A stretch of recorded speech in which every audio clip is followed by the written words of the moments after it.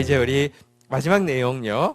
우리 잠언 31장 지난주에 18절까지 했는데요. 19절부터 31절까지 내용 이래서 마치도록 하겠습니다. 잠언 31장 19절부터 31절 우리 교독하고 시작하겠습니다. 손으로 손뭉치를 들고 손가락으로 가락을 잡으며 그는 곤고한 자에게 손을 펴며 궁핍한 자를 위하여 손을 내밀며 자기 집 사람들은 다 홍색 옷을 입었으므로 눈이 와도 그는 자기 집 사람들을 위하여 염려하지 아니하며 그는 자기를 위하여 아름다운 이불을 지으며 세마포와 자색 옷을 입으며 그의 남편은 그 땅의 장로와 함께 성문에 앉았으며 사람들의 인정을 받으며 그는 배로 옷을 지어 팔며 띠를 만들어 상인들에게 맡기며 능력과 존귀로 옷을 삼고 후일에 웃으며 입을 열어 지혜를 베풀며 그의 혀로 인애의 법을 말하며 자기의 집안 일을 보살피고 게을리 얻은 양식을 먹지 아니하나니 그의 자식들은 일어나 감사하며 그의 남편은 칭찬하기를 덕행 있는 여자가 많으나 그대는 모든 여자보다 뛰어나다 하느니라. 고운 것도 거짓되고 아름다운 것도 헛되나 오직 여호와를 경외하는 여자는 칭찬을 받을 것이라. 31절 같이 읽겠습니다. 시작. 그 손의 열매가 그에게로 돌아갈 것이요 그 행한 일로 말미암아 성문에서 칭찬을 받으리라. 아멘. 예, 우리 옆에 분들 한번 이렇게 인사하겠습니다. 칭찬합니다. 네, 고맙습니다. 우리 이 잠언을 마칠 수 있었던 것은 진짜 여러분들이 함께 해주셨기 때문에 그랬습니다. 또 똑똑한 사람은 이렇게 마지막에 또 이렇게 마지막에 함께하는 사람입니다. 잘하셨습니다. 자, 우리 19절, 20절 읽고 시작하도록 하겠습니다. 제가 19절 읽고 20절 여러분 읽습니다. 손으로 손뭉치를 들고 손가락으로 가락을 잡으며 그는 곤고한 자에게 손을 펴며 궁핍한 자를 위하여 손을 내밀며. 자, 19절 한번 보겠습니다. 손으로 손뭉치를 들고 손가락으로 가락을 잡으며 돼 있는데요. 원어적으로 좀 더 해석하면 그녀는 물레 위에 그녀의 손을 두고 또 다른 그녀의 손을 물레 막대를 쥐고 뭐 이런 뜻입니다. 어쨌든 물레하고 막대 이렇게 쥐고 있는 모습인데요. 옷을 짜려고 하면 물레가 꼭 옛날에는 있어야 되잖아요, 그죠? 사실 지금 이 지혜 여인이 옷을 짜는 것은 굉장히 중요한 모티브입니다. 13절로 올라가 보시면요, 이 옷을 짜는데 필요한 재료, 소재인 양털과 사물요, 사실은 없으면 찾아서라도 가져온다 이런 이제 표현이 있었는데요. 재료를 찾아와 가지고요. 19절에 보면요, 그거를 이제 물레 위에 올려놓고 손으로 물레막기를 저으면서 이제 옷을 만들고 있다 이렇게 이야기하는데요. 이제 조금 이따 자세한 내용은 보겠지만 22절에 보면 이것 가지고 아름다운 이불도 만들고 세마포도 만들고 자색옷도 만들고요. 24절에 가보면요, 배옷도 만들고요, 띠도 만들고요. 25절에 이제 가 보면요, 옷이라고 해놓고 옷 앞에 또 능력과 종기라는 표현도 있고요. 이렇게 계속 지금 옷과 관련된, 옷을 만드는 것과 관련된 이야기가 나오는데요. 지혜 여인이 만드는 옷이 무엇인지는 이제 해당 구절 22절부터 좀 더 자세히 어쨌든 설명하겠습니다. 19절에 어쨌든 이렇게 그 옷 만들기 위해서 밤 늦게 이렇게 물레를 돌리는 장면이 나오는데요. 어쨌든 대단히 근면한 모습, 또 자기 일에 충실한 모습을 보여주는데요.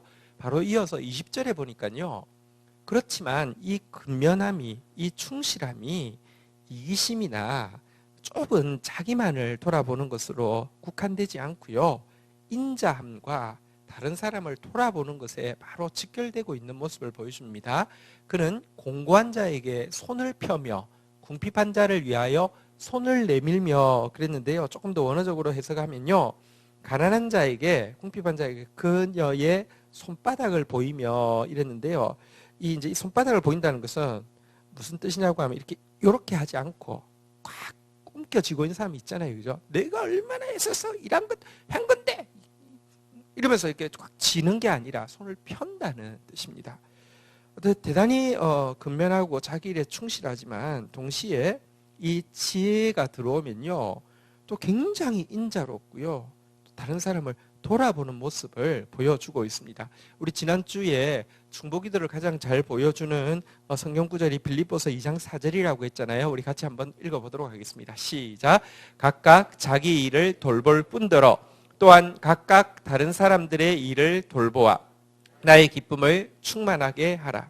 여러분, 하나님 앞에서 우리는 다 지체입니다. 내가 손가락이면 내가 해야 될 일이 있습니다. 성실히 하십시오. 그러나 이것만 하고 있지 마십시오. 이렇게 목도, 등도, 또 다리도 이렇게 가끔 코도 이렇게 하십시오. 왜냐고 하면 이게요. 한번 따라하겠습니다. 나의 기쁨을 충만하게 하라.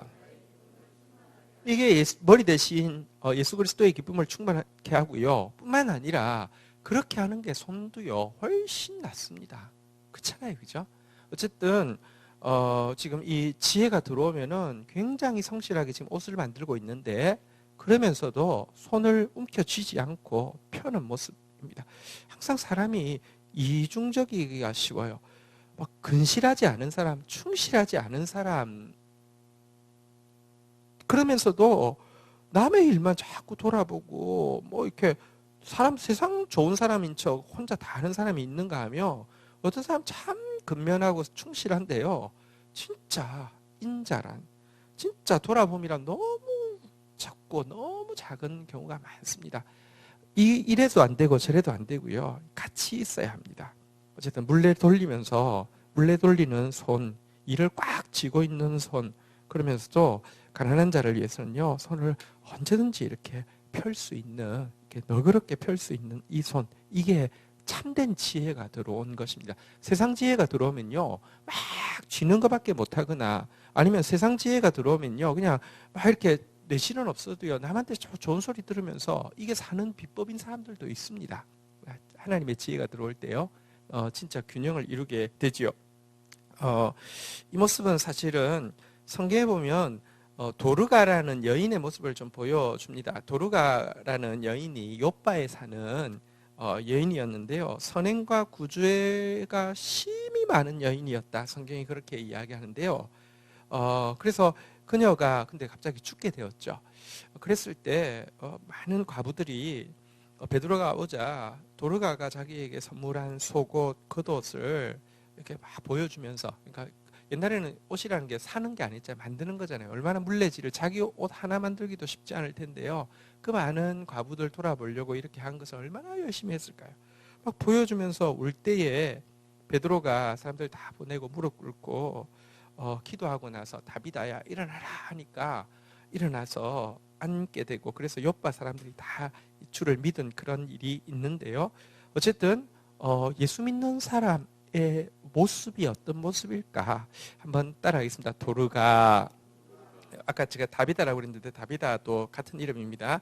헬라어 이름이냐 히브리어 이름이냐 뭐 이런 뜻입니다. 어쨌든 도르가의 모습 열심히 이렇게 물레질하지만 넓게 흘려보낼 수 있는 사람 그런 사람이 되어야 합니다. 자, 21절부터 한번 이제 좀 보도록 하겠습니다. 자, 그녀가 이제 옷을 짰어요. 어떤 일이 일어나는지 한번 보겠습니다. 21절 같이 읽겠습니다. 시작. 자기 집 사람들은 다 홍색 옷을 입었으므로 눈이 와도 그는 자기 집 사람들을 위하여 염려하지 아니하며. 자, 이제 짠 옷이 첫 번째 홍색 옷이고요.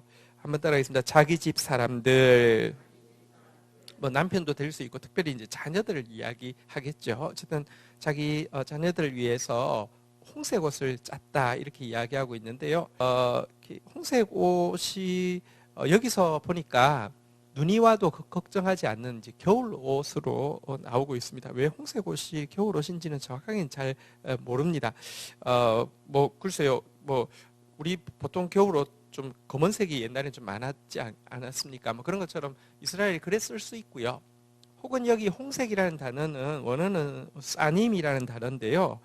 혹시 그 몇몇 성경들은요, 이 사님이라는 단어를 쇠나임이라고 읽고는요 두 겹이라는 뜻인데요. 그래서 홍색 옷을 두 겹 옷으로 그러니까 두꺼운 옷으로 이렇게 해석하기도 합니다. 그러나 어쨌든 원어는 싸님이라고 돼 있고 홍색 옷은 맞긴 한데 여기 용례로 보니까 분명히 이제 두꺼운 옷인 것 같아요. 왜 하필이면 두꺼운 옷이 홍색 옷이었는가? 그거는 조금 제가 뒤에서 조금 다시 설명하겠습니다. 어쨌든 자녀들 위해 가지고요. 사실은 이제 이 옷을 준비한다 이렇게 돼 있는데요. 다음 세대를 이렇게 이제 안전하게 이제 이 염려 없이 자랄 수 있게 한다. 뭐 이런 뜻을 가지고 있겠습니다. 시편 112편 1절 2절에 보면 지혜가 있을 때 어떤 일이 있는지 이렇게 이야기하고 있습니다. 할렐루야 여호와를 경외하며 그의 계명을 크게 즐거워하는 자. 사실 경외하며 계명을 즐거워하는 게 지혜라고 잠언이 이야기하고 있는데요. 지혜자는 복이 있다라고 이야기하면서 첫 번째 나오는 리스트가 2절 한번 볼까요? 같이 읽겠습니다. 시작. 그의 후손이 땅에서 강성하며 정직한 자들의 후손에게 복이 있으리로다. 여러분 한국 사람들은 자녀 잘 된다고 하면 뭐든지 할 텐데요. 실제 진짜 자녀 잘 되게 하는 비결, 후손이 강성하고 복이 있게 하는 비결은요. 지혜를 얻게 되는 것입니다. 오늘 본문으로 다시 돌아가면요. 어쨌든 이 지혜가 자녀들이 그 추위에 혹독한 계절에 견딜 수 있는 홍색 옷을 두꺼운 옷을 제공해 준다 이렇게 이야기했고요. 자, 그다음에 22절로 가면요. 21절에서는 자녀 집안의 사람들 자녀에 대한 이야기였다고 하면 22절은 자기 그러니까 이 지혜 여인 자기를 위한 것인데요. 한번 같이 읽도록 하겠습니다. 시작. 그는 자기를 위하여 아름다운 이불을 지으며 세마포와 자색 옷을 입으며. 제가 아까도 말씀드렸지만 이 지혜 여인에게서 나오는 구절 중에 제일 많은 구절이 옷 짜는 내용입니다. 그래서 굉장히 중요한 의미를 가지고 있습니다. 여기 그는 이제 지혜 여인이잖아요. 지혜 여인이 자기를 위해서 만든 게 여기 세 가지가 나오는데요. 한번 따라하겠습니다. 아름다운 이불, 세마포, 자색 옷. 자, 그런데 이 세 가지가 한 가지 공통점을 가지고 있습니다. 여러분 여기 아름다운 이불이라고 돼 있는데 원래 뜻은 이제 영어로는 커버링이라고 돼 있는데요. 이게 덮개입니다. 사실 이 덮개라는 것은요. 성경에 보면 이런 표현으로 사용된 적이 있는데요. 베드로전서 4장 8절에 보면요. 자, 이 아름다운 이불 이제 덮개라는 뜻인데요. 같이 한번 읽도록 하겠습니다. 읽겠습니다. 시작. 무엇보다도 뜨겁게 서로 사랑할지니 사랑은 허다한 죄를 덮느니라. 여기 덮는다는 게 여기 지금 아름다운 이불로 번역된 것과 같은 의미인데요. 자, 이렇게 뭘 덮어주는 걸 만든다. 특별히 여기서 보니까 사랑이라고 표현되어 있기도 한데요. 어쨌든 사랑으로 덮어주는 거를 그녀가 자기를 위해서 만들었고요. 두 번째 세마포, 세 번째 자색옷 그랬는데요. 여러분 이 사랑으로 덮어주는 사실 예수 그리스도께서 우리를 위해서 하시는 일을요. 한번 따라하겠습니다. 도말, 나의 죄를 도말하소서. 요즘은 이번 성경에는 혹시 그렇게 번역이 되어 있는지는 모르겠습니다. 워낙 옛날 성경 도말이라고 했는데 덮어준다는 뜻이거든요. 사랑으로 내 죄를 덮어준다는 뜻인데요. 예수님이 하시는 일이요. 여기 아름다운 이불처럼 사랑으로 우리를 덮어주는 일을 하지만 또 한 가지 여기 세마포라는 단어도요. 예수님께서 우리를 위해서 십자가 지실 때에 그래서 죽으실 때에 여러분들 그의 시체를 아리마대 요셉이 무엇으로 싸서 내렸습니까? 세마포로 싸서 내린 거 기억하시죠? 마가복음 15장 46절에 보면 나와 있는데요. 요셉이 세마포를 사서 예수를 내려다가 그것으로 싸서 이렇게 돼 있죠. 또 한 가지 이 자색옷도요. 예수께서 우리를 위해서 죽으실 때 사실은 우리 죄를 걸머지실 때 로마 군병들이 예수를 모독하기 위해서 어떤 일을 했습니까? 그때 입힌 옷이 자색옷이잖아요. 마가복음 15장 17절에 나오는 표현이죠. 예수에게 자색옷을 입히고. 보십시오. 세 가지 지금 이 여인이 자기를 위해서 만든 게 세 가지인데 덮게 하고요. 세마포하고요. 자색옷 전부 다 사실은 예수 그리스도를 예수 그리스도께서 가지고 있는 것, 예수 그리스도께서 입고 입으셨던 것과 관련이 있음을 알게 됩니다. 생각해 보면 잠언서에 지혜에 대해서 이야기하고 있지만 그 지혜의 본체는 솔로몬은 아닙니다.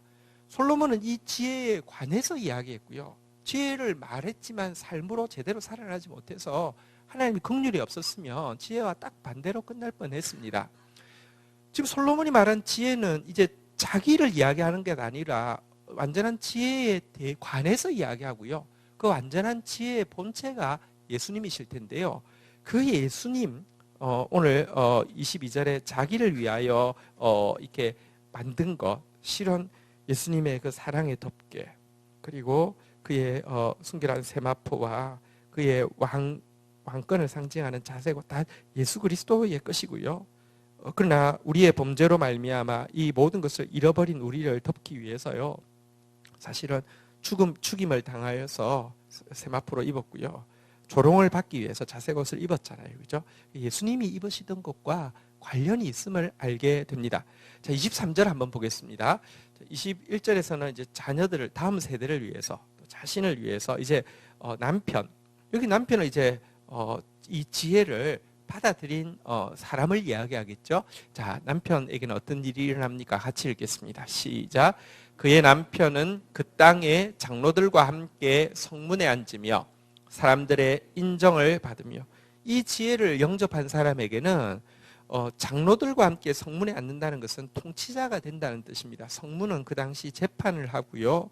지도자들이 모이는 장소인데요. 이제 리더로서 세워지게 되고요. 그뿐 아니라 사람들에게 세워진 그 일에 대해서 인정을 받는다는 것입니다. 세워지는 것도 중요하지만 세워지고 인정받는 것이 더 중요하거든요. 그게 진짜 이제 행복하죠. 세워졌는데 리더가 없는 것도 불행하지만 리더가 있는데 그 리더가 뭐랄까요? 사람들에게 존중받을 수 없는 준비되어지지 않은 거, 인정받지 못하는 것도 굉장히 불행이죠. 근데 이 사람, 다시 말하면 지혜를 받아들인 사람, 지혜의 남편은요, 이렇게 통치권을 받게 되고 또 인정을 받게 된다, 이렇게 돼 있는데, 여러분, 예수님께서 우리 안에 들어오시면, 예수님의 보혈이 우리 안에 들어오면 어떤 일이 일어나는지에 대해서 계시록에 보면 예수님을 영접함으로 말미암아 하나님의 자녀가 된 이 구원받은 백성들이 노래하는 장면에 보면 이렇게 나옵니다. 한번 보실까요? 계시록 5장 9절 제가 읽고요. 10절 여러분이 읽습니다. 그들이 새 노래를 불러 이르되 두루마리를 가지시고 그 임봉을 떼기에 합당하시도다. 일찍이 죽임을 당하사 각 족속과 백성과 방언과 백성과 나라 가운데서 사람들을 피로 사서 하나님께 드리시고, 10절 읽겠습니다. 시작.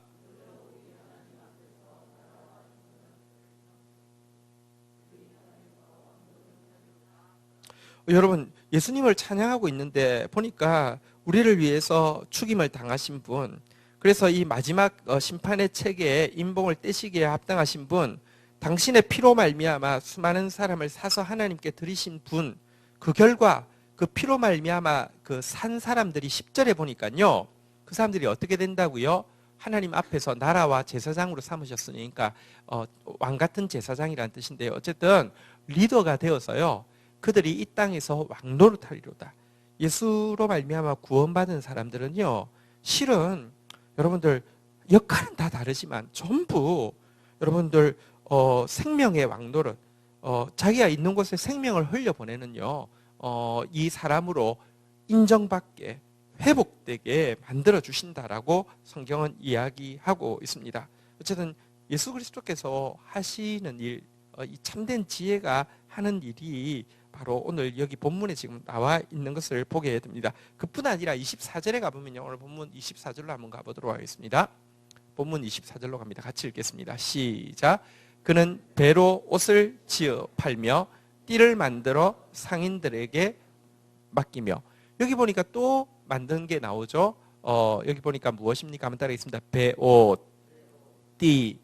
자, 근데 이 배옷과 띠를 만들어서요, 앞에 보니까 홍색 옷은 자녀들에게, 또 이 세마포와 자색옷과 아름다운 이불은 자기를 위하여서, 이제 그 남편은요, 이제 그 리더십과 인정을 받게 했다고 하면, 여기 만든 배옷과 띠는요, 보니까요, 한번 따라하겠습니다. 상인들에게 맡기며, 이것은 이제 온 세상으로 이제 흘러갈 수 있도록 그 당시 이제 상인의 대명사인 이제 가난한 사람들에게 맡긴다 이런 뜻인데, 세상으로 이 만든 옷은요 집안에서 입는 게 아니라 온 세상으로 흘려보낸다는 것인데, 여기에 배옷과 띠는 대단히 중요한 의미를 가지고 있습니다.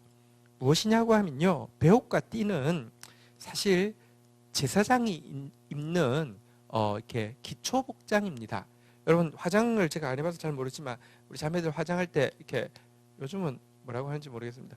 파운데이션이라고 하나요? 아니면 베이스라고 하나요? 뭘 하고 나서 더 터치하잖아요. 터치는 아닌가요? 하잖아요.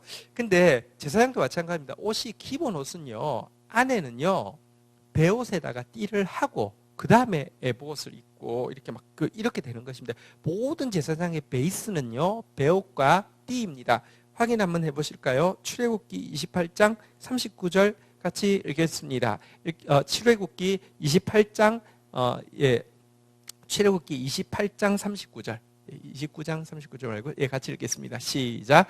너는 가는 배실로 반포 속옷을 짜고 가는 배실로 관을 만들고 띠를 수놓아 만들지니라. 이게 이제 기본 베이스 복장인데요. 배옷과 배띠, 또 이제 그 관을 이렇게 만드는 것, 이게 제사장의 베이스 복장인데요.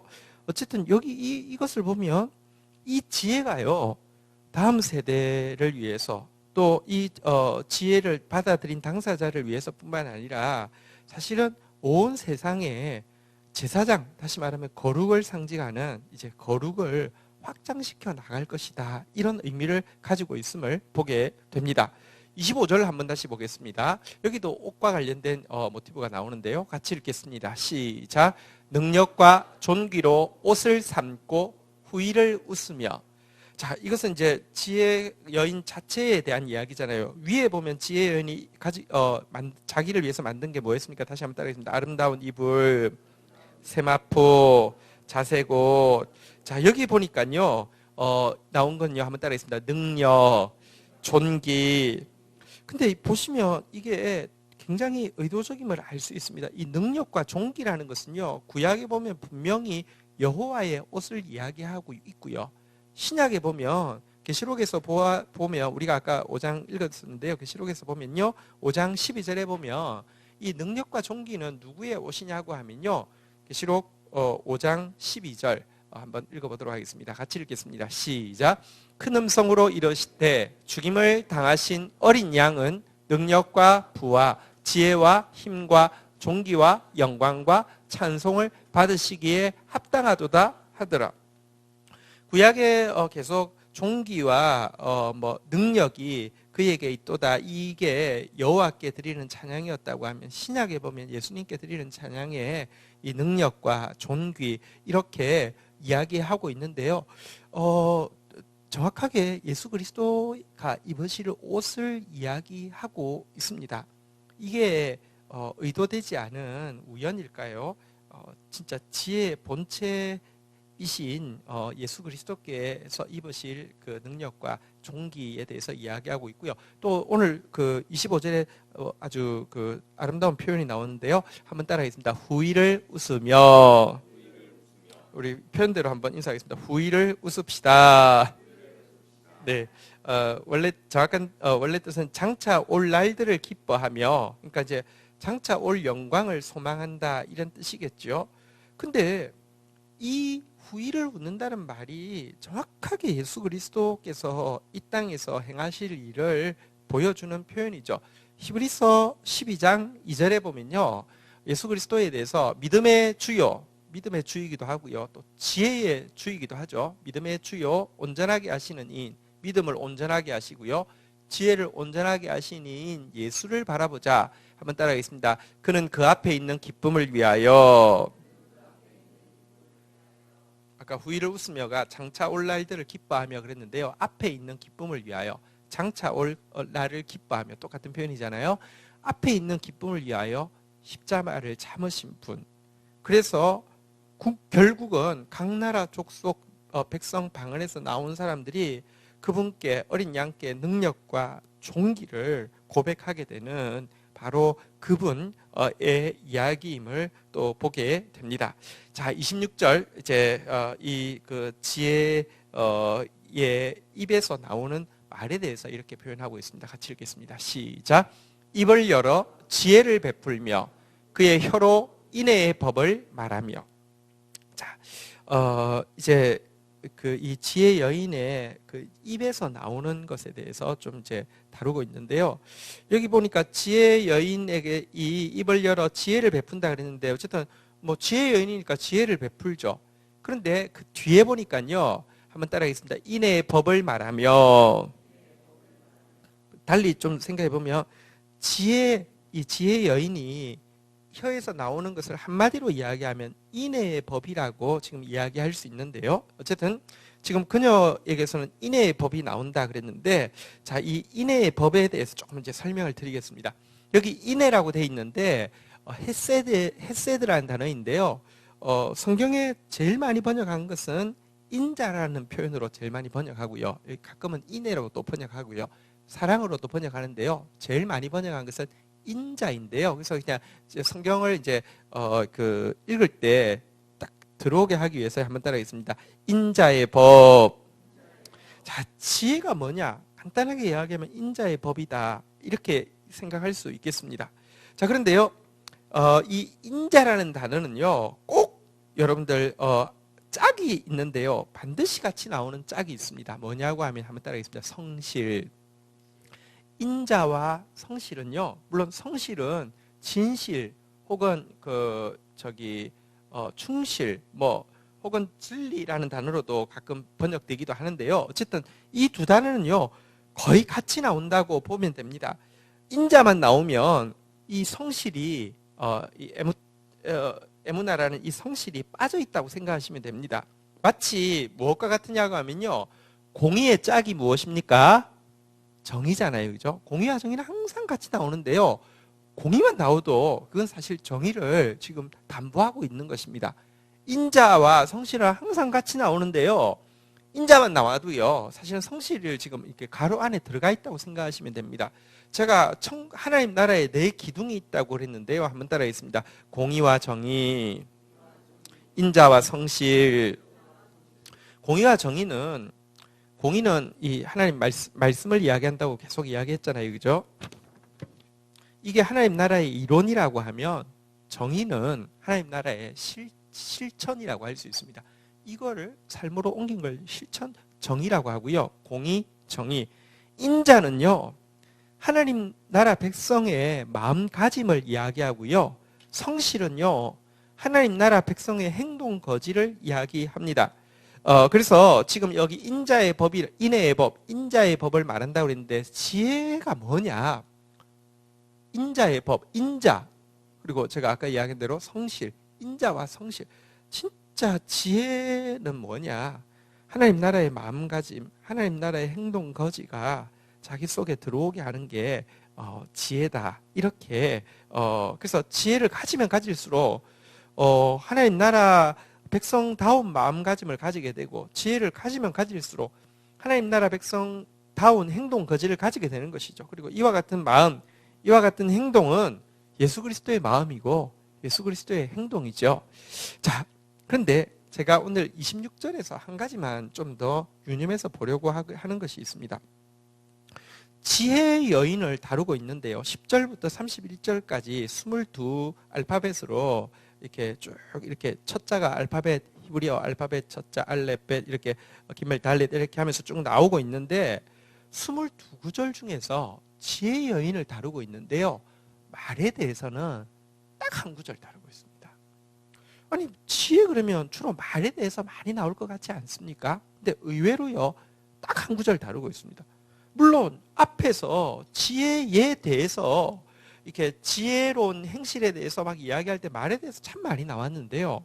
의외로 이 지혜 여인, 다시 말하면 이제 예수님을 상징할 때 말에 대해서는 한 번밖에 나오지 않고 있습니다. 뭘 이야기하냐고 하면요, 지혜라는 것이 사변적인 말에 있는 것이 아니라 행위에 있는 것임을 대단히 강조하기 위함임을, 의도가 있음을 알게 됩니다. 왜냐고 하면요, 사실은요, 너무 지혜, 요즘도 뭐 지혜라는 말 꽤 많이 씁니다. 뭐 잠언이라는 말도요, 제가 이제 답답해서 자료가 필요하니까 잠언 관련된 자료를 찾아보면요, 잠언이라는 말 일반 세상에서 참 많이 쓰고요. 근데 이 지혜라는 것은요, 주로 말과 관련된 것처럼 이야기합니다. 그런데 진짜 지혜는 하나님은 지금 이론에 있는 게 아니라 사상에 있는 게 아니라 행실에 있는 거라고 이야기를 하고 있습니다. 고린도전서 4장 19절 20절에 보면 이 하나님 나라의 지혜와 세상 지혜가 어떻게 다른지 이렇게 이야기합니다. 교독을 하겠습니다. 주께서 허락하시면 내가 너희에게 속히 나아가서 교만한 자들의 말이 아니라 오직 그 능력을 알아보겠으니. 하나님의 나라는 말에 있지 아니하고 오직 능력에 있음이라. 한번 따라하겠습니다. 말이 아니라 능력을 알아보겠으니 말에 있지 아니하고 능력에 있음이라. 여러분, 우리가 지금까지 교회도 많이 착각했습니다. 어떤 목사가 이렇게 지혜로운 목사입니까? 설교 잘하는 목사입니다. 설교가 재밌고요. 설교가 막 감동적이고, 설교 잘하면 지혜가 있다고 생각했습니다. 근데요, 지금 이제 이 잠언서를 마무리하면서 이 지혜의 본체이신 이 지혜의 여인 또 예수 그리스도의 이야기할 때 딱 한 구절, 그것도 그 말이라는 게 얼마나 막 똑똑하냐가 아니라, 아까도 봤지만 한번 따라하겠습니다. 인자, 성실, 사랑과 진실을 주로 다루었다고 하면 또 딱 한 구절밖에 다루지 않는 것은요, 하나님 나라는 말에 있지 않고 능력에 있습니다. 세상은요, 전부 다 말만 떠들어대니까 바울이 이야기합니다. 내가 가면은 너희 말을 볼 것이 아니라 능력을 확인할 것이라고 이야기하면서 이야기하고 있습니다. 그래서요, 예수님도요, 이 지혜를 다루시면서 지혜를 무엇에 비유하냐고 하면 집 짓는 것에 비유합니다. 아무리 입으로요, 이렇게 해야 돼, 저렇게 해야 돼, 100번 해도요, 집 안 지어집니다. 집을 짓는 것은요, 행실이 따라야 합니다.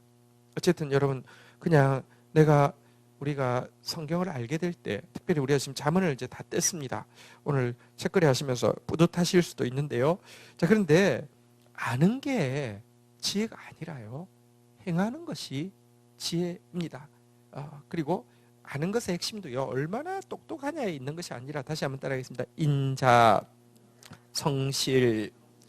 자, 27절 한번 가보도록 하겠습니다. 자, 본문 27절 가겠습니다. 이제 입에서는요, 인자와 성실이 나오고요. 27절 같이 읽겠습니다. 시작. 자기 집안 일을 보살피고 게을리 얻은 양식을 먹지 아니하나. 우리 아까도 보았지만 각각 자기 일을 돌아보아야 합니다. 지금 자기 다음 세대 또 이 말씀을 받은 한 사람이 중요합니다. 그리고 나서 여러분 상인을 통해서 온 세상에 나가는 것이죠.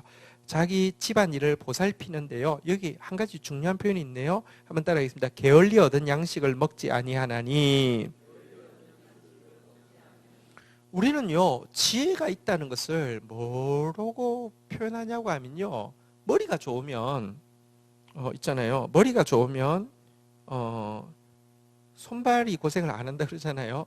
그리고 또 이렇게 뭐랄까요? 머리가 좋으면 손 쓰고 발 쓰는 일 안 하고, 그러니까 좀 그냥 펜트에 잡고 좀 이렇게 앉아서 하고 이런 일 한다고 이렇게 이야기를 하잖아요. 그죠?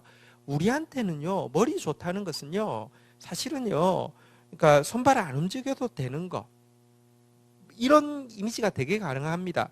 지혜가 오면요, 사실은요, 땀 흘려 수고하지 않아도 많이 생기는 거. 머리 좋은 사람은 일 별로 안 해도요, 돈 많이 벌 수 있는, 그러니까 이런 약삭 빠름과 지혜가 많이 연결되는데요. 성경에서 이야기하는 지혜는요, 아까도 이야기했지만 말이 아니라, 이론이 아니라 행동이고요, 집 짓는 것이고요. 집 짓는 사람을 뭐라고 합니까? 죄송하지만 노가다라고 합니다. 여러분, 사실 진짜 그 몸으로 막 뛰는 것입니다. 게을리 얻은 양식을 먹지 아니한다. 땀 흘려 수고해서 얻는다, 이렇게 이야기하는데요. 예수님은 지혜의 왕이십니다. 그래서 딱 보고 견적이 금방 나옵니다. 이래 저래 입으로 그냥 다 해도 될 것 같지 않습니까? 근데 예수님께서 이 세상에서 하신 일에 대해서 이사야서 53장 11절에는 이렇게 예언하고 있습니다. 이사야서 53장 11절 같이 읽겠습니다. 시작. 그가 자기 영혼에 수고한 것을 보고 만족하게 여길 것이라. 여기 보십시오. 자기가 수많은 사람들을 의롭게 하기 위해서 그들의 죄를 친히 담당하기 위해서 십자가에 죽으시는 그 수고하시고요. 여러분, 그가 지혜의 왕이라는 게 말로만 한 게 아니라는 것입니다. 요령을 피워서 최소 투자에 최대 효과를 거두려고 한 것이 아닙니다. 수고한 만큼 얻는 것, 수고한 것 보고 만족하는 것이 예수 그리스도의 지혜였다고 이야기하고요. 이를 위해서 우리가 잘 아는 대로 이 수고가 뭔지는 잘 아시죠? 마태복음 20장 28절에 보니까요. 예수님이 이 세상에 오셔서 하신 수고가 무엇입니까? 마태복음 20장 28절 같이 한번 읽겠습니다. 시작. 인자가 온 것은 섬김을 받으려 함이 아니라 도리어 섬기려 하고 자기 목숨을 많은 사람의 대속물로 주려 함이니라. 그러니까 공부와 관련해 가지고 막 그런 표어들이 많잖아요. 그러니까 이런 거 있잖아요. 성적이 하면은 안에서 에어컨 하면서 일할래 아니면 밖에서 땡볕에서 일할래 이런 이야기도 있고 또 성적하면 또 안에 얼굴이 이렇게 되고 이런 이야기도 있고 막 그런 거 많잖아요. 그죠? 예수님 정말 지혜로우신데요. 예수님은 그 지혜가요, 편해지는데 자기가 이렇게 편해지고 높임 받는 데 쓰는 것이 아니라 예수님은 섬기려 하고요. 자기를 내어놓는, 어쨌든 게을리 얻은 양식을 먹는 것, 불로소득을 쉽게 이렇게 받아들이는 게 지혜가 아니라요. 내가 공부 잘했더니 이것도 먹을 수 있고 저것도 내 마음대로 할 수 있고, 이게 지혜 아닙니다. 게을리 얻는 양식 절대 먹지 마십시오. 성경은 지혜는 게을리 얻는 양식을 먹지 않는 것이라고 명확하게 이야기하고 있습니다. 28절 한번 보도록 하겠습니다. 자, 이제 이 지혜 여인에 대해서 오늘 본문으로 갑니다. 지혜 여인에 대해서 이제 마무리가 되어져 가고 있는데요. 같이 한번 읽도록 하겠습니다. 시작. 그의 자식들은 일어나 감사하며 그의 남편은 칭찬하기를.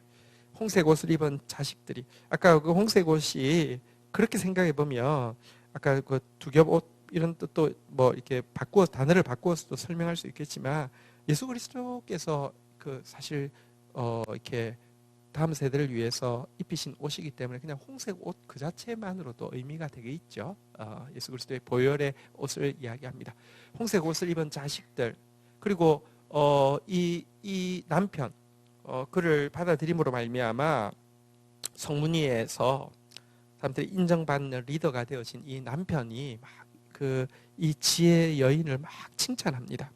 이것은요, 마지막 날 우리가 각 나라와 족속과 백성과 방언에서 나온 수많은 사람들이 각 세대가 하나 예수 그리스도 앞에 서서 그분을 향해서 감사하고 그분을 칭송하는 모습을 이렇게 연상하게 합니다.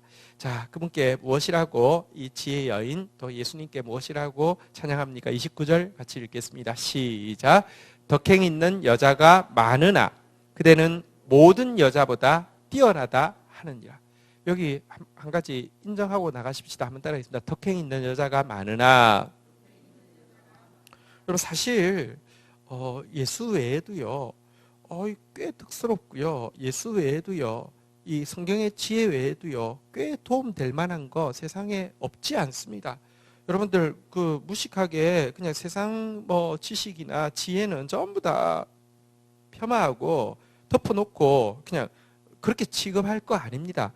꽤 유익하고요, 꽤 도움되는 건 맞습니다.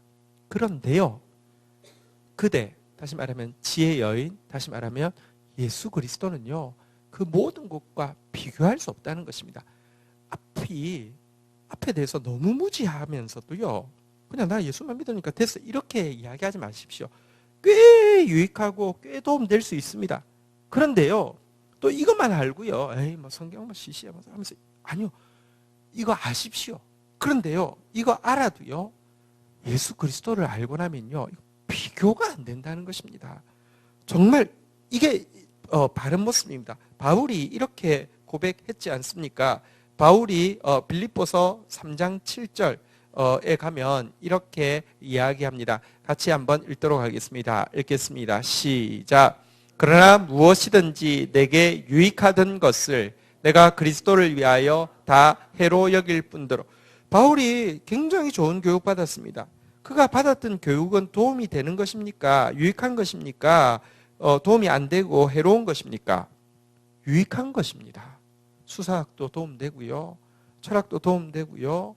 여러분 이 변증학도 도움되고요. 다 도움되는. 그런데 유익하던 것을 이제는 분명히 유익했는데 해로 여긴다고 이야기합니다. 왜냐고 하면 기회비용을 보면 이거 통해서 얻을 수 있는 도움이 10인데 같은 시간을 들여서 이것을 내가 얻으면 100을 얻는다고 하면 그 시간에 이거 하고 있으면 90을 손해보는 거잖아요. 그죠? 어쨌든 예수 그리스도를 알고는 그 전까지 유익했던 모든 것을요, 해로 여길 뿐만 아니라 심지어 뭐라고요? 8절 같이 한번 읽도록 하겠습니다. 시작. 또한 모든 것을 해로 여김은 내 주 그리스도 예수를 아는 지식이 가장 고상하기 때문이라. 내가 그를 위하여 모든 것을 잃어버리고 배설물로 여김은 그리스도를 얻고. 그리스도를 얻기 위해서요, 사실은요, 그리스도를 아는 지식이 너무너무 놀랍고 고상하기 때문에 모든 것을 차라리 배설물처럼 여길 정도로 예수 그리스도를 이가 얼마나 귀한 줄 알았다는 것입니다. 여러분, 세상 지식을 폄하하지도 마시고 열심히 이렇게 공부하십시오. 그런데 여러분, 이게 다 이거하고 비교할 수 없는 하나님의 지혜를요, 들어가 보지도 못하고 끝내는 사람 참 많습니다. 성실하게 공부해서 세상 지식 많이 가졌는데 비교할 수 없는 하나님의 지식, 좋게 비교할 수 없는 하나님의 지식 하나도 못 들어가 본 그리스도인들 너무 많습니다. 여러분, 진짜 사람을 살리는 지식, 사람을 살리는 지혜, 비교할 수 없는 이 아름다움, 우리 이것에 대한 고백이 우리 29절 다시 한번 우리 이 고백이 내 고백 되기 원하는 마음으로 본문 29절 다시 한번 읽도록 하겠습니다. 읽겠습니다. 시작. 덕행 있는 여자가 많으나 그대는 모든 여자보다 뛰어나다 하느니라. 이어지는 30절도 비슷한 내용인데요. 같이 읽겠습니다. 시작. 고운 것도 거짓되고 아름다운 것도 헛되나 오직 여호와를 경외하는 여자는 칭찬을 받을 것이라. 여러분, 이 고운 것, 매력적인 것 이런 뜻인데요. 거짓되고라고 했는데 매력적인 게 거짓되다는 뜻은 화장발에 쏙지 말라 뭐 이런 뜻은 아니고요.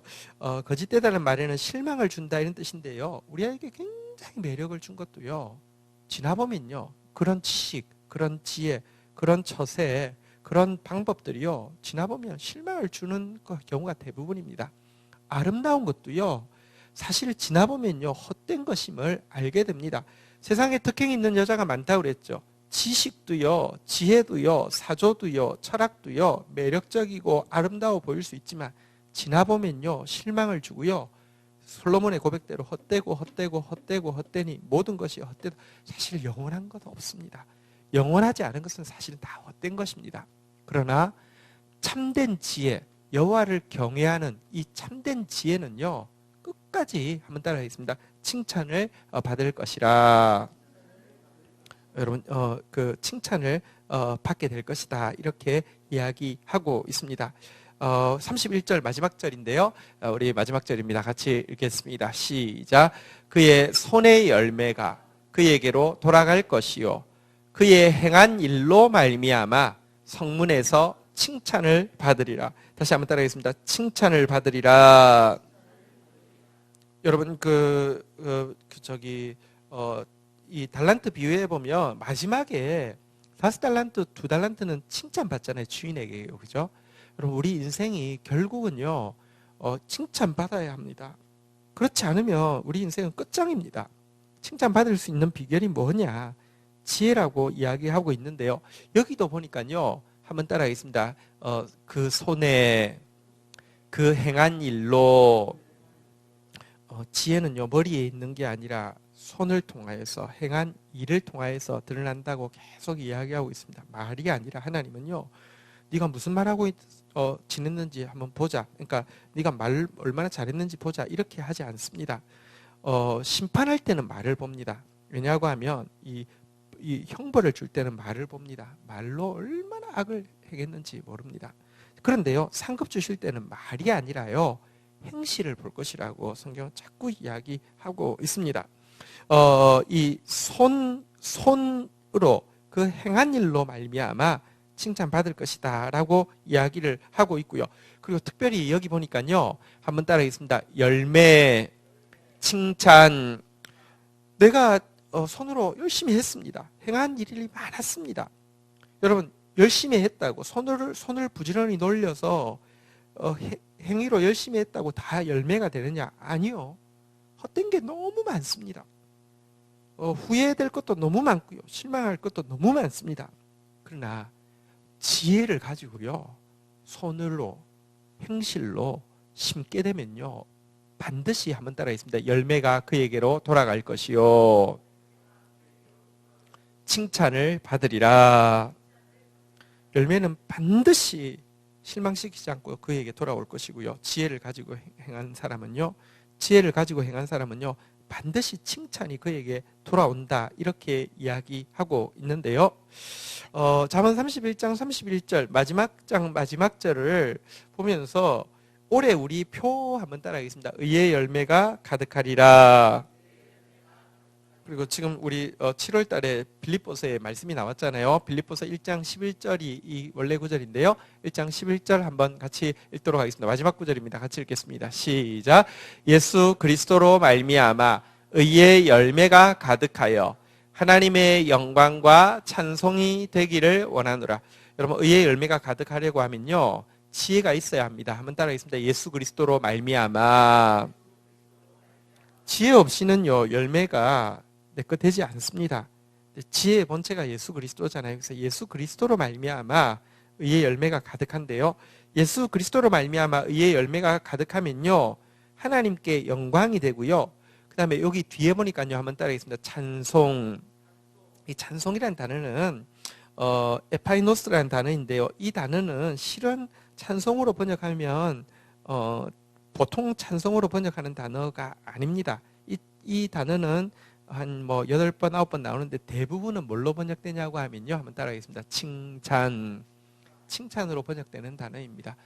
우리가 지혜가 있으면요, 우리 속에 예수 그리스도가 있고 예수 그리스도가 원하시는 대로 우리가 섬기게 되면요, 반드시 열매가 가득하게 될 것이고요, 반드시 칭찬이 되게 하실 것이다 라고 이야기하고 있습니다.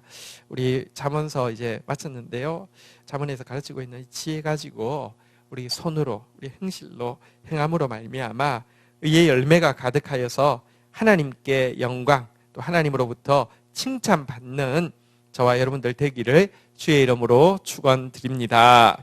자, 우리 같이 한번 기도하고 마치겠는데요.